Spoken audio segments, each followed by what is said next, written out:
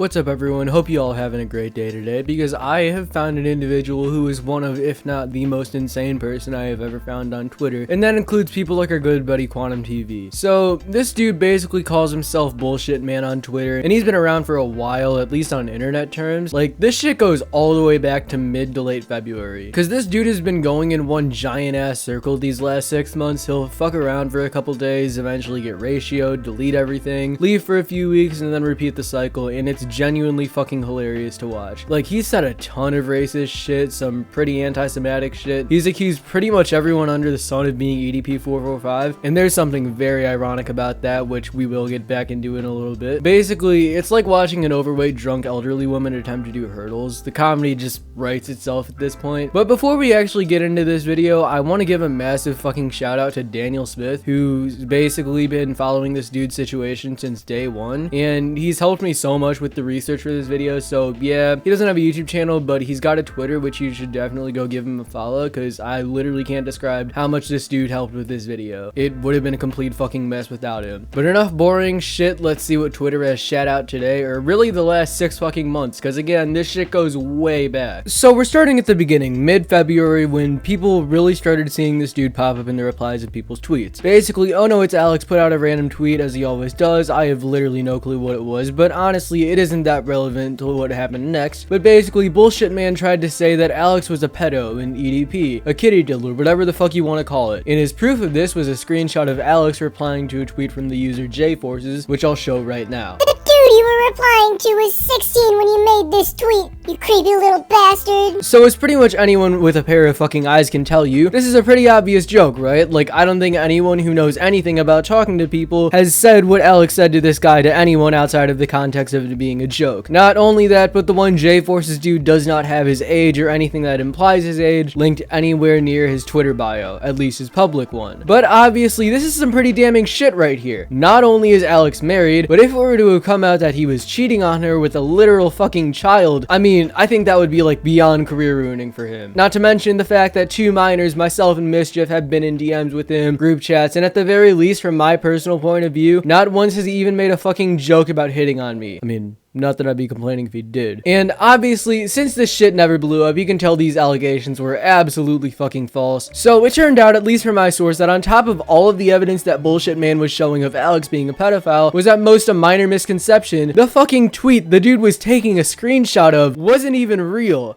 All I can say is that Bullshit Man is really living up to his name right here. But basically, according to my source, Alex ratioed him, and unfortunately, I couldn't find Alex's ratio of him because this was like 6 months ago, and I'm not about to search through fucking thousands of tweets just to prove that an account pretty much known for ratioing people ratioed someone. But after Bullshit Man got ratioed, like the little bitch he is, he wiped his slate clean and I guess fucked off for a couple of weeks. Also, this next segment is probably going to be a little darker than my content usually goes because we're about to be talking about the passing of someone's father. So, trigger warning, I guess. I'll have a timestamp on screen and in the description to skip this part if you need to. So, a couple weeks later, this was around the time Fritanga had his father's funeral. Now, I never really talked about this on my channel because I really didn't want to milk a dude's dad's death for a couple of bucks on YouTube, but yeah. Basically, there were people who were so shitty that they actually fucking mocked Fritanga's dad's passing. Absolutely heinous stuff that I'm not going to get too deep into it because, again, I don't want to make it seem like in any way that I'm showing any disrespect to Fritanga's dad by seemingly milking it. But basically, Bullshit Man was mocking Frit's dad's passing. I'm not even gonna read these because, again, these have to do with a very sensitive topic that I don't want to make it seem like in any way that I'm mocking the passing of someone's father. But basically, he was bitching about how Fritanga started a GoFundMe to pay for his dad's funeral expenses. He was calling him a scammer, saying how Fritanga acts like he makes a fortune from YouTube, which he doesn't, and he was begging for money online, which, again, Frit really wasn't. He was just saying, hey, if you were planning on donating to one of the streams, please donate to my GoFundMe instead, because I'll get more money from that. If that's begging for money, then I guess me simply accepting donations on streams is begging for money too. This dude also replied to the one Daniel Smith guy who helped me research for this video and told him that his father was next. Okay, so yeah, you can probably tell how fucking unhinged this dude is by now, and as you would expect, he once again got ratioed, deleted everything, and the cycle repeated itself. He continued to say some insanely out-of-pocket shit directed towards Fritanga about his race, which this shit is just so shocking to read that it actually ends up being kind of funny. Of course course you stand up for your racist buddy. Mexicans can never tell right between wrong. Yeah, so he's calling out Fritanga's friends, who I'm gonna guess this was about Actman for being a racist, but then proceeds to, in the same fucking tweet, to say what he believes to be a Mexican stereotype. You actually can't make this shit up. Stop console warring and get back to your work, lazy immigrant. Okay, I'm sorry, but I don't understand the idea of anyone trying to knock the hustle of being a YouTuber. Maybe this is just coming from a personal bias, but I mean, come on. I make like $200 a month on average for sitting on my ass and talking shit. And that's me with fucking 6K subscribers. I mean, yeah, $200 definitely isn't a lot and nothing you can live off of, but shit, I know people who in my school have actual part-time jobs and still make less than what I do from sitting on my ass and talking shit. Not to mention, the most I've made in a month was like 900. Again, maybe just my point of view. I'm obviously heavily biased in this situation, but come on. You can't tell me that it's not worth it. Being a PlayStation fanboy better than being Mexican. You know what? Yeah, this is his one take that I'll actually agree with. No, I've never played football. I'm not Jew.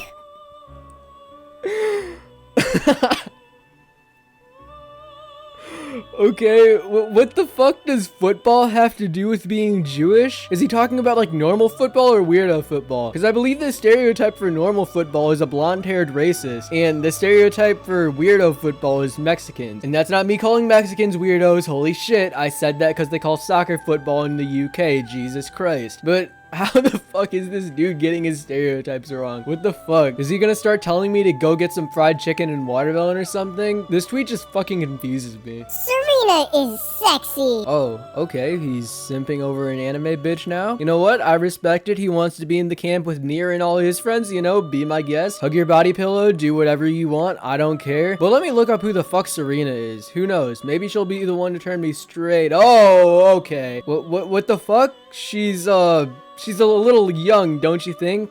Like, at oldest, she's fucking 14. And this is coming from the dude who was calling like 5 different people pedophiles. So yeah, people obviously started calling him out for this shit. And I guess he had just had enough of getting ratioed and deleting tweets and repeating the same cycle. So he started DMing people like this guy, which I'll read the conversation right now. Shut up, cunt. Someone mad.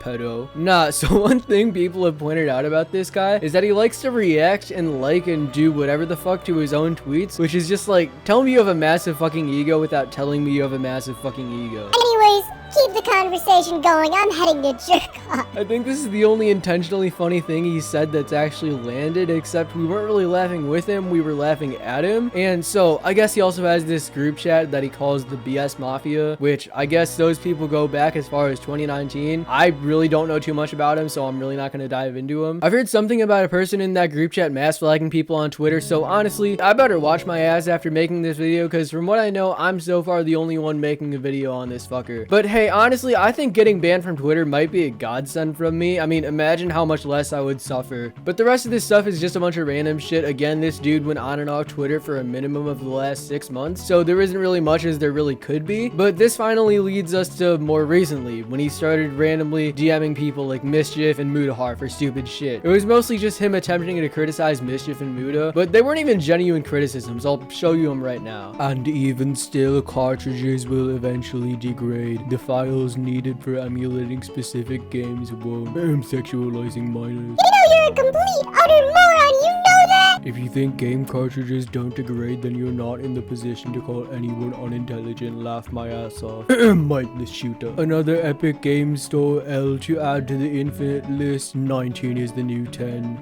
stupid take from you, calling me surprised. But it's a story-driven title. Of course, the story's a major factor when reviewing The Last of Us 2. What a fucking wanker you are for this. Seek help. But yeah, when Mischief responds with an actual argument, he just ignores him and moves on. It's actually really funny to watch. Also, keep him and Mischief's arguments in mind, because they'll come back later to conclude this entire beautiful situation. But for now, we're going on to what happened with Muda over the last week or so on Twitter. So basically, if you don't know Muda, he's a pretty heavy advocate for PC emulation of pretty much anything PC users can get their hands on. He still thinks these games should be supported, but if you do support them, you also have a right to play them on your PC at much higher graphical settings using an emulator. So a solid 4 4 days before the game came out, the new Xenoblade Chronicles game got leaked in its entirety on a ROM. So Muda decided to emulate the game on his Steam Deck. And holy shit, this set Nintendo fanboys off. I'm not covering it right now, but if you do want to see a good video covering the dumbass of Nintendo fanboys during this situation, Fritanga has a great video covering it, which he actually uploaded the day I'm writing the script. But anyways, Muda emulates a game he pre-ordered a few days before the game actually releases, right? Well, this really fucking upset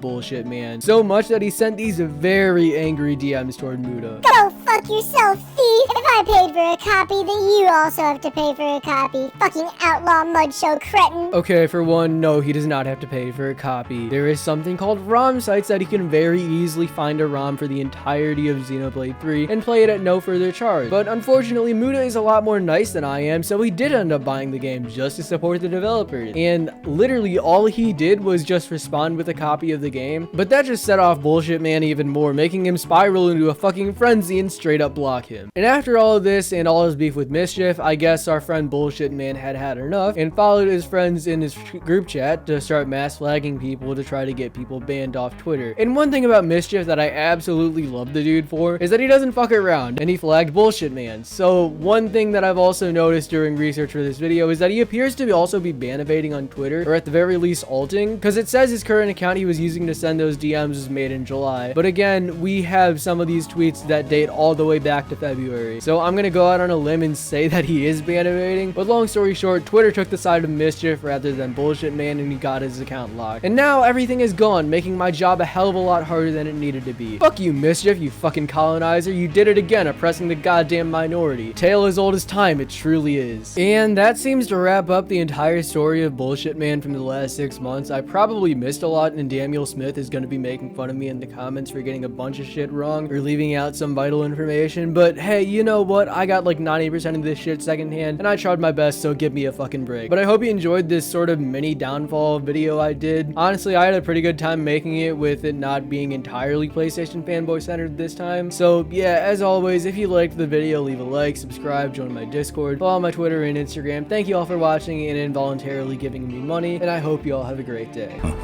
What are you going to do?